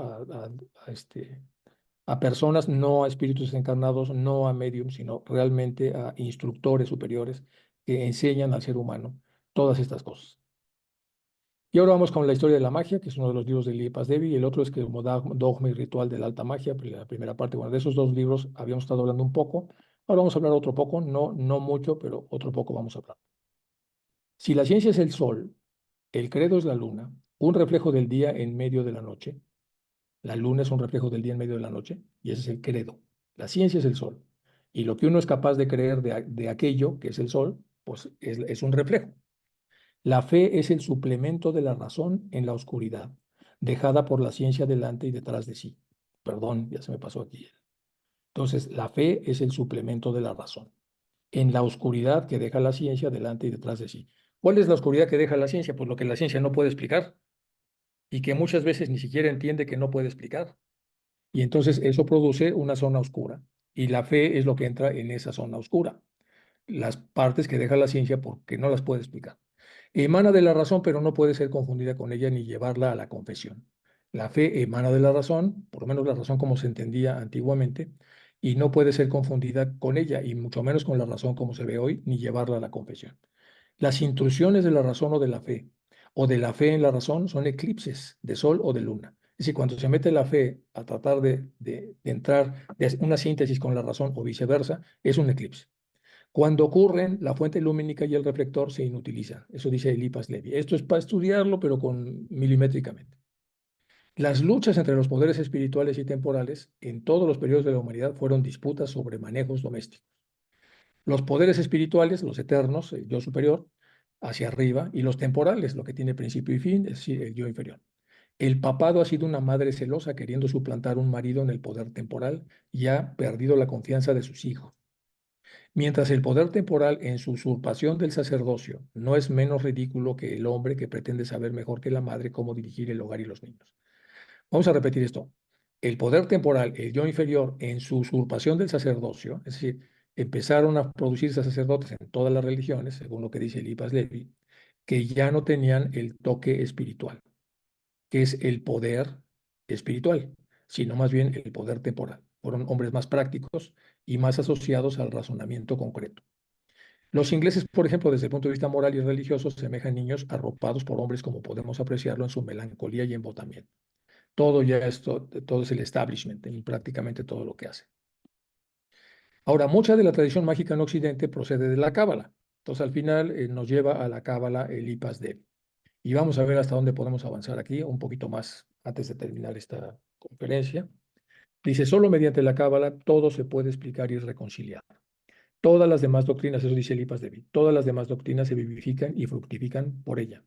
La Cábala nada destruye y por el contrario da razón de todo lo que existe.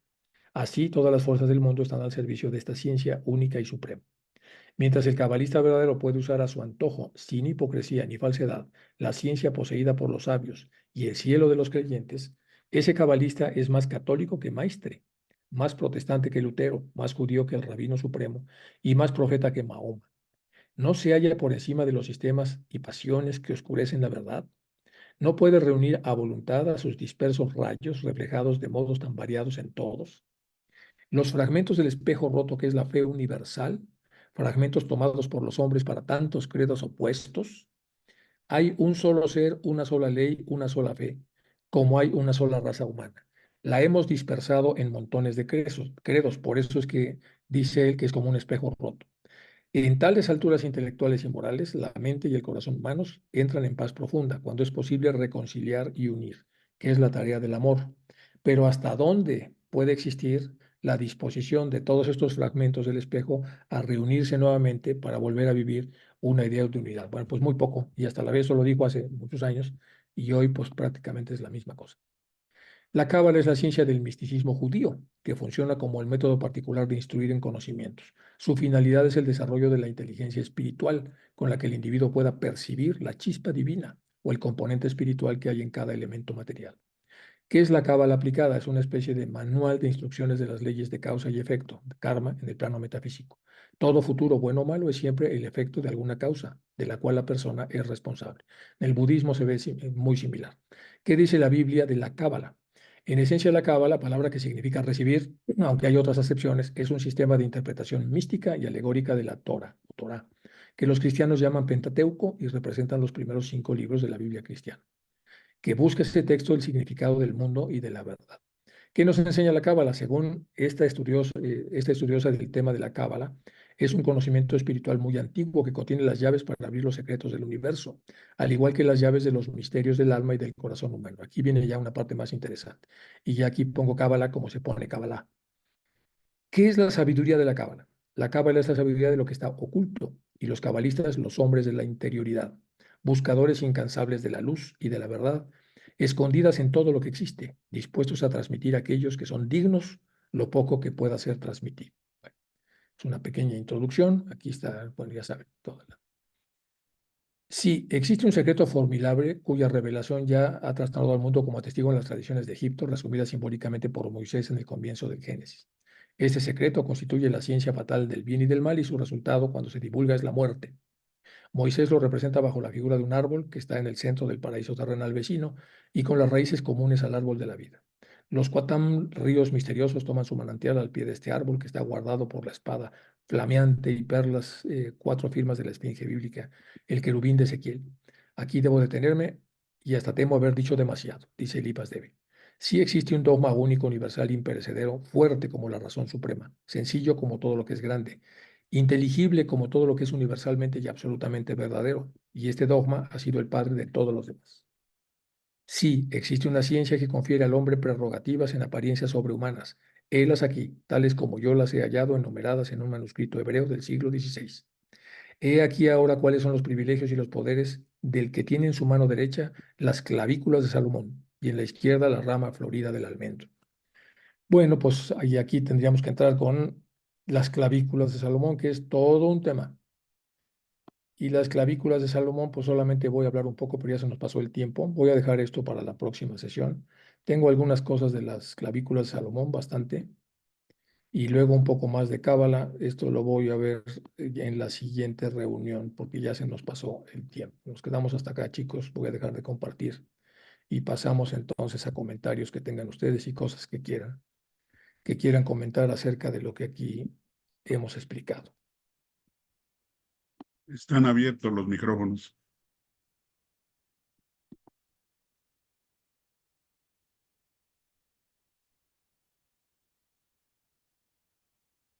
Jacqueline. Bueno, yo quería compartir con ustedes simplemente una anécdota muy breve, ¿no? Respecto de Titicaca. Del Ah, Titicaca. sí, sí. Como empezaste con el Titicaca, Sí, está bien. sí me quedó en la mente Titicaca. Eh, bueno, el padre de Mario escribió El Imperio del Sol. Era él era arqueólogo, ¿no? Y el nieto ha estudiado mandarín durante muchos muchos años, ha vivido 14 años en China. Entonces llega y ve la fuente magna. Y si bien es cierto, la fuente magna tiene grabados sumerios, protosumerios y semitas mesopotámicos, él identificó dos diagramas que eran chinos.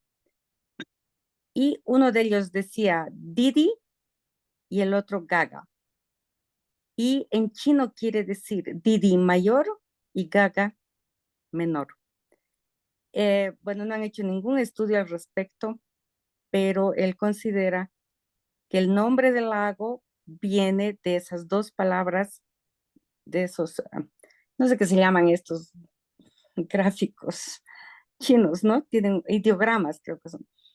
Didi Gaga, que son mayor y menor. Era lo único que quería comentarles para no hacerles perder más tiempo. Y consultarte, el karma en la cábala es el tikkun, ¿verdad? Sí, vamos a verlo nada más en La formato siguiente de clase. repaso.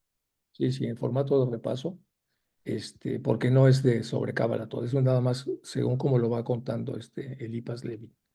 Ah, Bueno, de los caracteres sumerios que están en esa vasija que conozco, fui con mi esposa a verla ahí al museo que está ahí en La Paz, y ahí está una vasija grande, como de unos 60 centímetros de ancho, y efectivamente tiene ahí una serie de caracteres sumerios que nadie sabe cómo llegó ahí, y es lo que estabas tú comentando. Sí, hay muchos misterios de ese lago que es especial, y lo puse al principio porque estas reuniones para los que estuvimos ahí en el lago, principalmente, y, y por eso puse algunas cosas del lago, muy poquitas, nomás lo que sería una de las leyendas, de las muchas que existen, y algunas de las investigaciones que hay de las cosas que están sacando, y un poco de Tiwanaco, pero casi nada.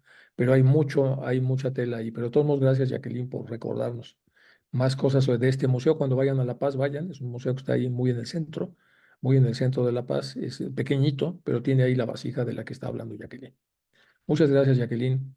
Andrés, Buenas noches a todos, buenas noches Enrique. Bueno, tengo una pregunta. Digamos que, bueno, el Eliphas Levi fue uno de los, digamos, muchas lecturas de Eliphas fue las primeras que leí, después sí leí cosas teosóficas.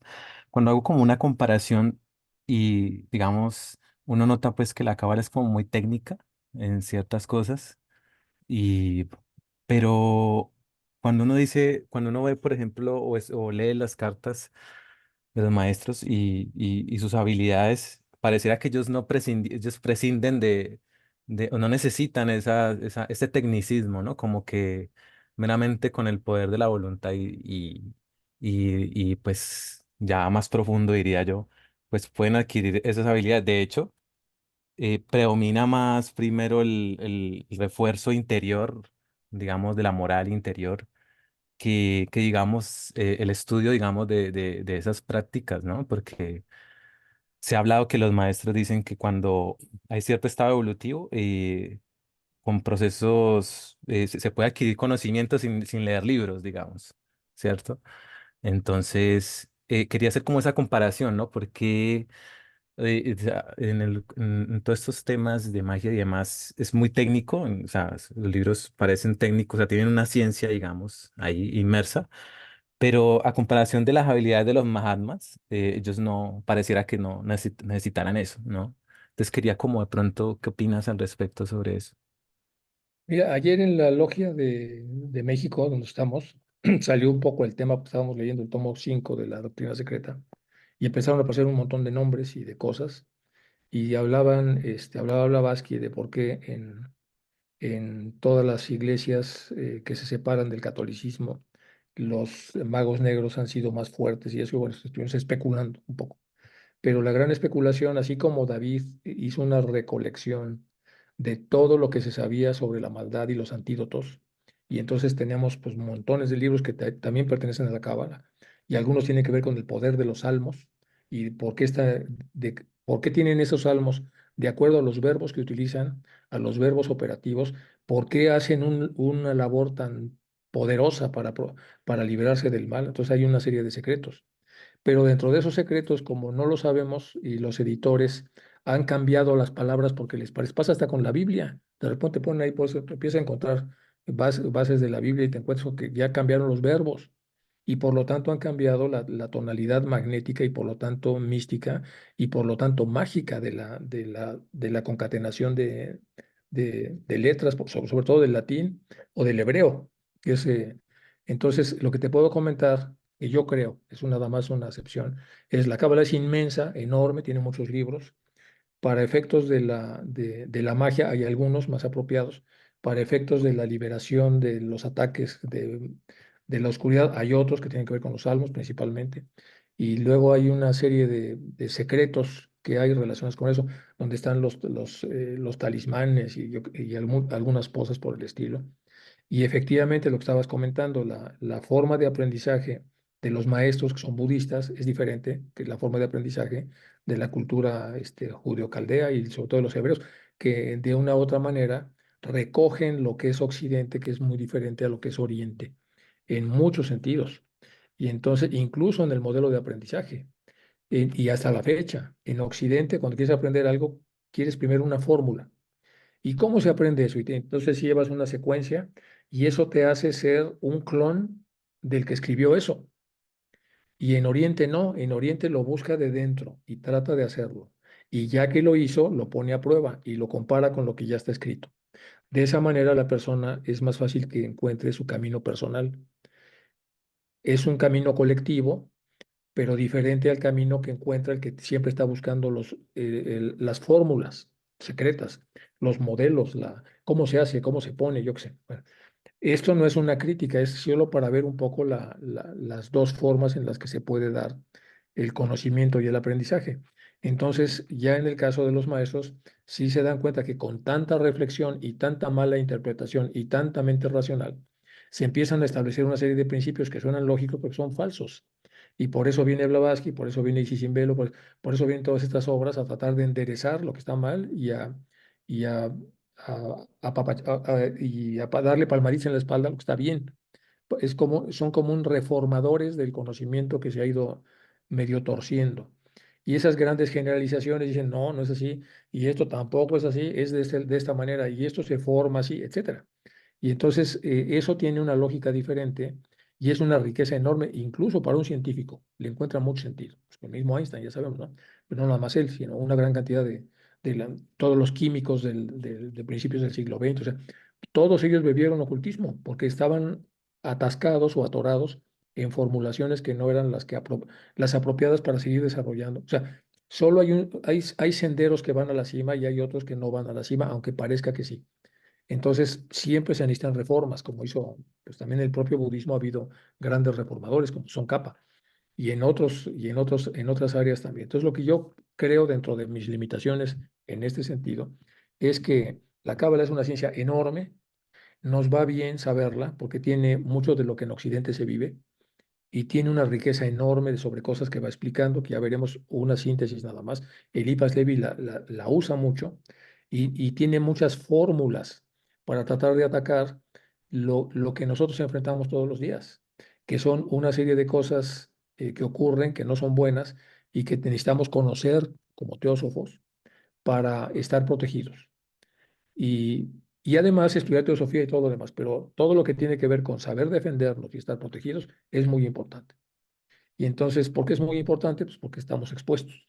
Y en el momento que la gente empieza a estudiar teosofía, pues automáticamente puede ser blanco de ataques. Entonces es necesario saber qué son, cómo se quitan, cómo se alteran, cómo se controlan, y uno sigue con lo suyo, ¿no? O sea, que vas a atravesar un lago medio complicado donde te pueden disparar flechas pues te pones una armadura, que te pueden caer piedras, te pones un casco vas preparado y sigues en lo tuyo. O sea, no te vas a eh, obsesionar con las defensas, pero vas a defenderte para que no caigas en la ingenuidad de que no pasa nada y el resto de tu conciencia la dedicas ya al aprendizaje en general. Es como yo lo veo. Y es el sentido de dar este tipo de aproximaciones, porque de que pasan cosas, pasan cosas. Y ahí mismo en el lago nos pasaron cosas y esperamos que nos pasen todavía más cosas en el siguiente que vamos a dar ahora en septiembre. Y esperamos que cada año se dé el evento del lago, que sea un evento como clásico, que organicen los hermanos de Bolivia. Entonces, esa es como la idea un poco de, ¿quién sabe qué pasó? Chuy, aparecieron cosas que es normal. No, por ahí alguien abrió la pizarra. Ah, alguien abrió la pizarra. Bueno, Sí, este, creo que Vale, la empecemos a... quitamos. gracias. Bueno, no, ¿de qué? Al contrario, gracias a todos por preguntar. José Luis, Sí, buenas noches, Enrique, gracias nuevamente por compartir ese tema tú eres que la es, crucecita. sí, sí, sí, gracias por compartir este tema que es importante. Yo me ponía a pensar y recuerdo que el anterior lo explicaste, ¿no? Que la diferencia entre magia negra y magia blanca está en la intención. Entonces ahí decía, bueno, pues ya el hecho que exista esta manifestación, este cosmos con K, es pues la intención del creador que no ha hecho, digamos, esta realidad. Entonces ahí podemos hablar mucho qué intención habrá tenido y eso nos puede ayudar a jalar muchas cosas. Em, pero también en nuestro caso, ah, los que estamos en este plano, em, la intención depende de varios factores. Uno, el conocimiento. Evidentemente, la intención de cuando tenía 10 años es diferente a la intención de ahora, ¿no? Pero también está la mente y el corazón. Entonces, creo que ahí podemos autoanalizarnos para ver, para entender qué intenciones tenemos y poder comprender si estamos bien o mal, ¿no? No sé qué opinas, Enrique, gracias. Sí, estoy de acuerdo contigo. Tenemos que verificar qué queremos y para qué queremos lo que queremos. Porque eso es muy importante, la verificación y una verificación realista. Y luego hay que cuidar la autocomplacencia. La autocomplacencia mezclada con la racionalización, que es un mecanismo de defensa, hace parecer como razonable el que hagamos cosas medias oscuras suponiendo que las hemos arropado muy bien con la idea de que si se hacen así no es tan malo, sino que era justificado o se podía llevar. Una de las charlas más interesantes con Humberto Maturana, que es un chileno muy famoso, que ya murió, era cuando hablaba él del que el ser humano era un animal racional. Dice, no, no, no, ojalá fuera un animal racional. Es un animal emocional que utiliza la racionalidad para justificar sus posturas emocionales. Y si las posturas emocionales no están basadas en el amor, si no están basadas en el no amor, pues genera unos destrozos monumentales y encima cree que hizo lo correcto. O sea, encima duerme en paz. Entonces, hay todo un tema con eso de clarificar la intención, porque cometemos muchas trampas desde el punto de vista cognitivo. Y ahí, y por eso se hacen eufemismos. Y los eufemismos son los que hacen justificar o descafeinar las cosas. Por ejemplo, cuando matan, asesinan al perro, dicen lo pusimos a dormir. Ese es un eufemismo que permite que mates al perro. Porque cuando te preguntan si eres un asesino de tu perro, dicen, no, no, yo lo puse a dormir. Lo puse a dormir, como dicen en inglés. Las bombas inteligentes, un daño colateral. Yo qué sé, hay muchos eufemismos.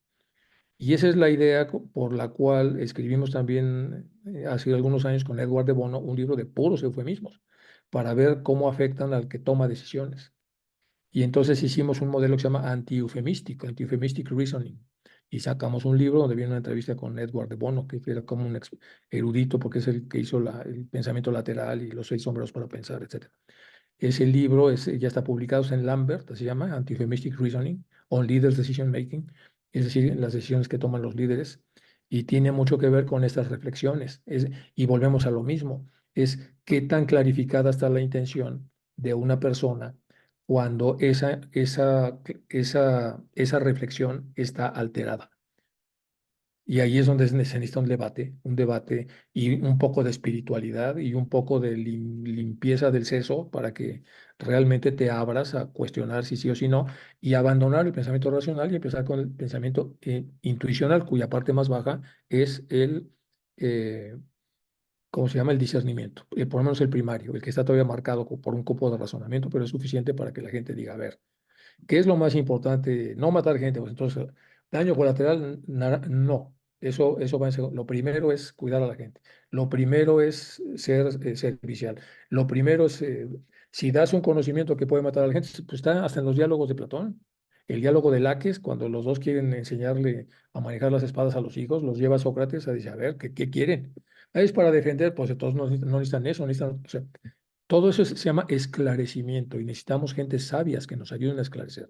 Esclarecer es ahondar en los motivos profundos que tenemos para hacer las cosas que hacemos y ponerlas a prueba de una persona que tenga criterios morales para decirnos si vamos bien o vamos mal. De lo contrario, estaremos usando nada más reflexiones superficiales. Yo así es como lo veo. Entonces, el gran tema es la clarificación de la intención. Yo hace muchos años soy menor que con el que escribí un libro que se llama Reto al Cambio, que es un norteamericano, pero muy profundo. Y el segundo capítulo es ese, clarificación de la intención. Y dedicamos todo un capítulo, es un libro de McGraw-Hill, se llama Reto al Cambio y tiene todo un capítulo de clarificación de intención. Y a veces empieza con cosas muy bobas. Por ejemplo, dice, el que dijo que iba a venir a esta charla y no vino, ¿cuál fue su verdadera intención? Pues no venir, no, su verdadera intención fue decir que venía sin venir. Y fue la que acabó materializando. Es decir, lo que hacemos desnuda nuestra intención. Lo que terminamos haciendo desnuda nuestra intención y luego reflexionamos en ex post facto por qué tuve esa intención. Porque normalmente decimos, no, yo no quería eso. Eso pasó, pero yo no lo quería. ¿Sí me explicó? O sea, no tenía la intención, pero pasó por quién sabe qué fuerzas extrañas sucedió. Y ahí es donde tenemos que entrar en una reflexión profunda y decir, a ver, una parte importante, claro que quería eso. Y esa es la intención, porque eso se va al karma. Y entonces para eso hay que creer en el karma y analizar el karma y ver el karma y tenemos que aprenderle mucho a los hindúes. Ya estábamos mezclando entre lo que es la enseñanza de las cartas de los maestros, los mahatmas, etcétera, y lo que sería la parte de la cábala, los herméticos, etcétera. Bueno, pues, hay diferencias, por supuesto que hay diferencias. Y no hay diferencias porque todos van a lo mismo. Pero las diferencias están en el modelo cognitivo social en el que se dan cada una de esas dos fuerzas, porque se dan en formas de pensar que son completamente diferentes. Es lo que yo veo más o menos, no sé si me extendí demasiado, José Luis, pero yo lo veo de esa manera. Sí, Ujú. sí, Enrique, y un tema más, aprovechando, em, si nos ponemos a bucear en en los motivos, en la racionalidad de las intenciones, tal vez vemos solamente la punta del iceberg, ¿no? En nuestra racionalidad, las intenciones que tenemos, pero si vamos más abajo todavía, podríamos encontrarnos con muchas sorpresas, ¿no? Y, Muchas, y, muchísimas. y- Son y- 14 niveles de profundidad, José Luis, es una locura. Por eso Lacan me gusta tanto. Son 14 niveles de profundidad y se llaman contraflujos. Casi nadie tiene una relación totalmente diáfana. El contraflujo es que tienes 80% de tu energía decidida a ir hacia allá, pero hay 20 que son de allá para acá. Y como brote ese 20%, te pones zancadilla tú solito. Y es tu propia energía que no quiere que vayas para allá. Ahora vas más abajo y ¿por qué no quiero ir para allá? Y mientras más rascas, llegas ya a partes del inconsciente que tiene varias partes y empiezas a aprender y aprender más a autoconocerte. Lo mismo que hacían los pitagóricos, solo que ahora con un modelo más occidental, que es el psicoanálisis, pero los pitagóricos tienen un modelo prácticamente idéntico, sin esa terminología tan sofisticada, pero al final es cómo puedo conocer lo que no conozco de mí mismo, a través de lo que hago o de lo que no hago, y a través de lo que digo, a través de lo que anhelo, lo que siento, lo que digo, lo que hago, lo que pienso, lo que quiero. Son como 14 puntos y luego los pones a trabajar. Es una locura. Y es una locura porque todo pasa en tu cabeza, todo pasa en ti. Vamos a hacer un ejercicio nomás hasta el cuarto nivel para que vean lo complicado que es. ¿Qué pienso yo de alguien? Por ejemplo, de José Luis. Pues yo pienso que es uno de mis colaboradores más cercanos, muy bien. ¿Qué pienso yo que él piensa de mí? No sé, porque está pasando en mi cabeza. Yo creo que él piensa que soy una persona muy buen amigo. ¿Qué pienso yo que él piensa de lo que yo estoy pensando de él? Pues yo creo que piensa que yo estoy pensando de él, a lo mejor que no está funcionando bien como secretario, porque le vi unos rasgos medio raros. ¿Qué pienso yo que él piensa que yo pienso de lo que él está pensando de mí? Cuarto nivel. Pues yo pienso que él cree que yo estoy pensando de lo que piensa de mí, que estoy muy contento, pero a lo mejor él está pensando de lo que yo pienso que él piensa de mí, que no es necesariamente así. Y así le vas bajando y cuando llegas al 7 casi te vuelves loco. Entonces, y eso pasa en el inconsciente con una lucidez absoluta y todo juega para tomar una decisión o para no tomar una decisión. Y ahí vienen pues todo tipo de complejos, traumas de otras vidas, de las vidas presentes, abusos de los padres. Todo se junta ahí y se forma de un lado o de otro. Como el Bhagavad Gita está con los Pandavas, con los de los, pues todo se forma. Y entonces cuando empiezas a caminar una decisión, pues tienes que ver que tienes que tener perfectamente claro que no vas a tener ningún remordimiento para destruir al que está ahí, que es lo que le dice Krishna a Arjuna. Oiga, estoy muy preocupado porque ahí está mi tío, ¿qué quiere? Pues ni modo, cuate, pues ahí está tu tío, pues si realmente vas para allá, pues vas para allá. Y tienes que de alguna manera destruir todo lo que se opone al camino que previamente has escogido.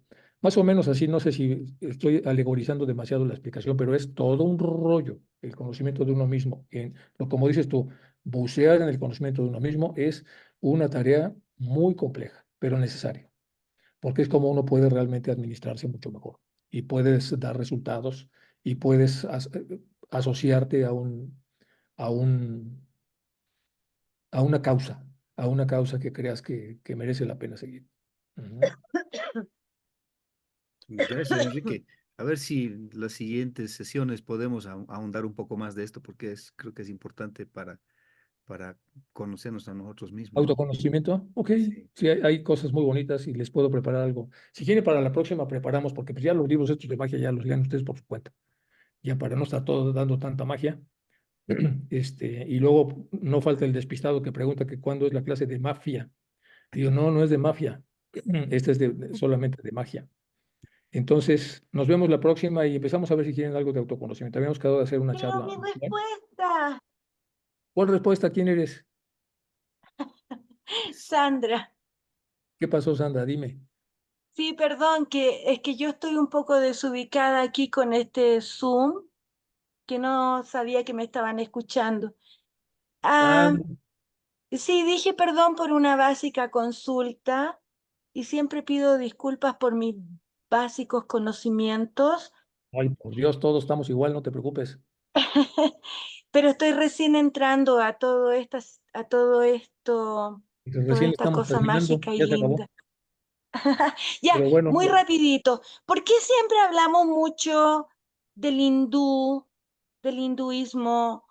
¿Por qué siempre hablamos mucho de Buda? ¿Por qué siempre hacia el oriente? ¿Y por qué no tocamos mucho más lo que diríamos el occidente, ¿no es cierto? De Jesús. Porque tenemos a uno solo, que fue Jesucristo. no, tenemos Pero mucho. siempre nos vamos mucho más hacia el otro lado. Y por Bueno, favor no me algo. malentiendan, es que quiero A ver, aprender y disculpen que no tengo acentos en mi computadora. no te preocupes. A ver, mira, ya estamos terminando. Voy a ser muy breve. Sí, Sí se ve muy, mucho de Jesucristo, mucho. Yo tengo libros sobre Jesucristo, el Cristo interno, con obviamente las limitas, no soy sacerdote ni nada, pero se trata de que todos encontremos un camino espiritual y para eso tenemos que utilizar todas las enseñanzas. Y entonces hay enseñanzas en todo el mundo. Y las enseñanzas hindúes son muy antiguas, son védicas, después pasan a los Upanishads, después pasan al Bhagavad Gita, después tienen una enorme cantidad de credos y son muy, muy místicos, muy espirituales. Bueno, yo no te puedo decir por qué se ve, pero en mi caso yo no creo tener sesgo de ningún al contrario.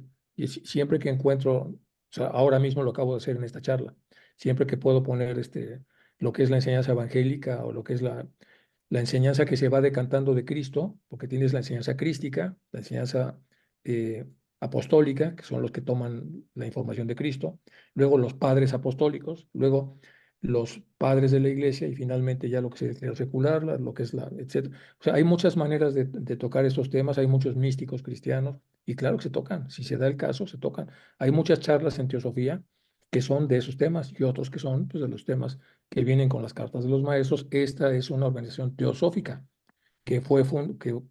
cuya sede está en India y los maestros, los Mahatmas que tuvieron una correspondencia con son budistas y pertenecen a ah, a la tradición transhimaláyica donde también está Cristo. O sea, hay una serie de cosas que te puedo explicar que yo creo que podrías ver. Bueno, aquí está María Luisa, que yo creo que me va a ayudar con esa respuesta. Y después de eso cortamos porque ya se pasó muchísimo tiempo. María Luisa, socorro y auxilio No, para que es esta chica. perdón, pero no, sí, es que yo siempre les digo, yo recién me he integrado y entonces necesito aprender mucho y conocer mucho. Y son probablemente preguntas muy básicas. No, no, no, lo que pasa, más que básica, no, es que ya estábamos terminando, pero Ya, perdón, ya ok, no, lo podemos dejar para otro momento. Sí, no hay problema. Yo creo que María Luisa te va a dar alguna respuesta.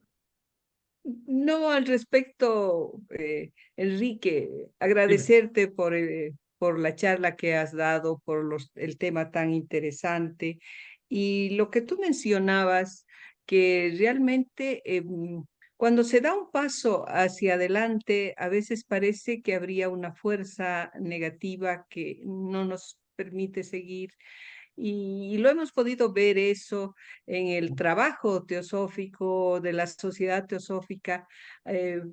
Por ejemplo, a mí me resulta a veces inexplicable cómo de tener un grupo tan numeroso, 11 ramas y trabajando tan lindo, de pronto nos hemos encontrado con problemas que no nos han dejado seguir adelante, ¿no? Eso creo que es algo que tenemos que tomar en cuenta y bueno, no sé cómo llamarlo eso, si son las pruebas, son estas, en cuanto aparecen estas energías positivas, también como que hay unas energías negativas que están trabajando Te también.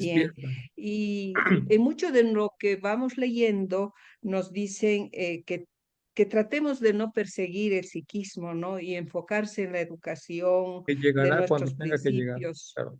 Que llegará solo cuando y tenga que llegar. resistir No lo invoquemos. eso. Y tú nos has dicho de resistir a la naturaleza y No, eso dice dominarlas. Lipas Levi. Yo El libro, bueno, no no los me has lavo las manos. transmitido, el libro de No, Lipas Levi. eso dice Sí, él porque su libro está promoviendo la magia, pero claro que no, lo que dice la teosofía es que no pidan cosas cuando no están preparados. Es como decirle a los niños, no pidan una pistola si apenas van en primero de primaria. Espérense a que sean adultos, a que sepan cómo funciona y lo que sea. Eso es lo que dice la teosofía.